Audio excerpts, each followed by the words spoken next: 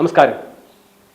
കോടികൾ മുടക്കി പിണറായി സർക്കാരിൻ്റെ കാലത്ത് ആദിവാസി ഉന്നതികളിൽ നിർമ്മിച്ച കെട്ടിടങ്ങൾ അനാഥാവസ്ഥയിലായി ഏകാധ്യാപക സ്കൂളുകൾക്ക് വേണ്ടിയാണ് കഴിഞ്ഞ പിണറായി സർക്കാർ 2018 മുതൽ 23 വരെയുള്ള കാലഘട്ടത്തിൽ വിവിധ ആദിവാസി ഉന്നതികളിൽ 35 മുതൽ 45 ലക്ഷം രൂപ വരെ മുടക്കി കെട്ടിടങ്ങൾ നിർമ്മിച്ചത്. ഈ കെട്ടിടങ്ങൾ ഇപ്പോൾ വിറകുപുരയായും കന്നാലിത്തൊഴുത്തായും മറ്റും മാറിയിട്ടുണ്ട്. കോഴികളെയും ആടുകളെയും മറ്റും സൂക്ഷിക്കുന്ന കേന്ദ്രങ്ങളായി ഈ സ്കൂളുകൾ അധപ്പതിച്ചു എന്നാണ് ഇപ്പോൾ നമുക്ക് മനസ്സിലാക്കാൻ സാധിക്കുന്നത്. എന്തിനു വേണ്ടിയാണ് ഇങ്ങനെ ഒരു കെട്ടിടം അല്ലെങ്കിൽ ഇത്ര ലക്ഷങ്ങൾ മുടക്കി 35 ലക്ഷം മുതൽ 45 ലക്ഷം വരെ മുടക്കിയാണ് കെട്ടിടങ്ങൾ നിർമ്മിച്ചത് എന്നാണ് പുറത്തു വന്നിട്ടുള്ള വിവരം. ഈ കെട്ടിട നിർമ്മാണം വെറും കമ്മീഷൻ കൈപ്പറ്റുന്നതിന് വേണ്ടിയാണോ എന്നുള്ള സംശയങ്ങളും ഇപ്പോൾ ഉയരുന്നുണ്ട്.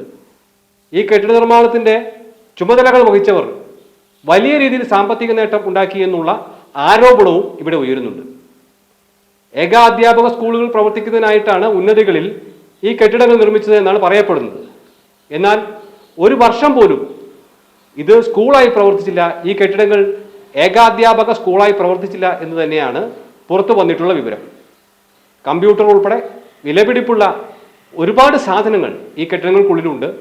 ഇപ്പോൾ ഇവ പലതും കാട് കയറി നശിച്ച നിലയിലാണ്, ആരും ശ്രദ്ധിക്കാനില്ലാത്ത ഒരവസ്ഥയിലാണ്. ഇത്തരം ഒരു അവസ്ഥയ്ക്ക് കാരണമാരാണ് എന്ന് നമ്മൾ അന്വേഷിക്കുമ്പോൾ ഒരു വിഭാഗം ഉദ്യോഗസ്ഥരും കരാർ ലോബിയും ചേർന്ന് നടത്തിയ വലിയൊരു ഗൂഢാലോചനയുടെ ഭാഗമാണ് ഈ കെട്ടിട നിർമ്മാണം എന്നാണ് മനസ്സിലാകുന്നത്. ഉന്നതികളിൽ ഇത്തരത്തിൽ നിർമ്മിച്ച വലിയ കെട്ടിടങ്ങൾ ആരും നോക്കാനില്ലാത്ത അവസ്ഥയിൽ എത്തി എന്ന് പറയുമ്പോൾ തന്നെ ഇതിലുണ്ടായ അലംഭാവം നമുക്ക് വ്യക്തമാകും. സർക്കാരിന്റെ പൈസയാണ്, ജനങ്ങളുടെ നികുതിപ്പണമാണ്, പട്ടികജാതി പട്ടികവർഗ വികസന വകുപ്പാണ് ഈ കെട്ടിടം നിർമ്മിച്ചിട്ടുള്ളത്. എവിടെ നിന്ന് ഇത്രയും ഫണ്ടെത്തി? ഇത്രയും ഫണ്ട് എന്തിന്റെ അടിസ്ഥാനത്തിൽ ഇവിടെ ചെലവഴിച്ചു? ഏത് ലക്ഷ്യത്തിലേക്കായി ചെലവഴിച്ചു? ആരാണ് ഇത്തരം ഒരു പ്രോജക്റ്റ് തയ്യാറാക്കിയത്? ഈ പ്രോജക്റ്റ് തയ്യാറാക്കിയതിന് പിന്നിൽ ആരുടെയൊക്കെ കൈകളുണ്ട്? രാഷ്ട്രീയ സമ്മർദ്ദങ്ങളുണ്ടോ എന്നുള്ള കാര്യങ്ങളൊക്കെ ഈ അവസരത്തിൽ പരിശോധിക്കണം. കോടികളാണ് ഈ കെട്ടിട നിർമ്മാണങ്ങൾക്കായി മുടക്കായത്. 10ഓളം ഉന്നതികളിൽ വലിയ സ്കൂളുകൾ, 1ഉം 2ഉം നിലയുള്ള സ്കൂളുകൾ തന്നെ ഉണ്ടെന്നാണ് എനിക്ക് മനസ്സിലാക്കാൻ സാധിച്ചിട്ടുള്ളത്.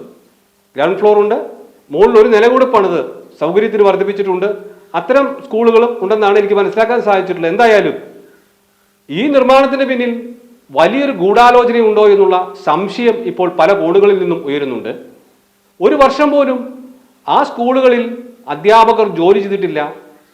1500 മുതൽ 7000 രൂപ വരെയായിരുന്നു ഈ ഏകാധ്യാപക സ്കൂളുകളിൽ പഠിപ്പിച്ചിരുന്ന ടീച്ചർമാരുടെ വരുമാനം. 23 വർഷം ജോലി ചെയ്തവർ വരെ ഈ കൂട്ടത്തിലുണ്ട്.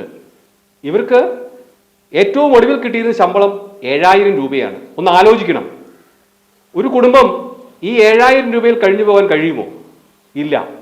ഇതിൽ പലരും കൊഴിഞ്ഞുപോയി.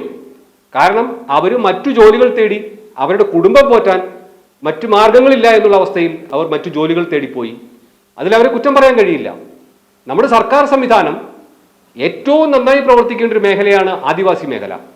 ഈ അധ്യാപകർ പലരും വെളുപ്പിന് 5 മണിക്ക് എഴുന്നേറ്റ് 7 മണി അല്ലെങ്കിൽ 6 മണിക്ക് നടപ്പ് തുടങ്ങിയാലാണ് ഈ 10:30 ആകുമ്പോഴത്തേക്കും ഈ സ്കൂളിലെത്തും.